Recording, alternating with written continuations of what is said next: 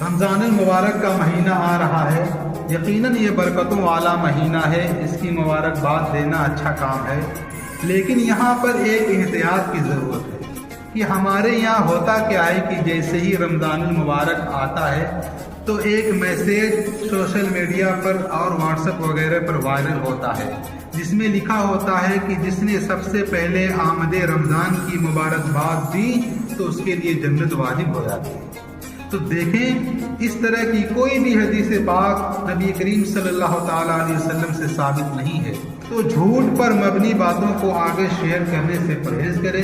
اور جو شخص اس طرح کی باتیں آگے شیئر کرتا ہے، ایسے لوگوں کے بارے میں اللہ کے نبی صلی اللہ تعالیٰ علیہ وسلم نے فرمایا کہ جس نے جان بوجھ کر مجھ پر جھوٹ باندھا تو اپنا ٹھکانہ جہنم میں بنا لیا۔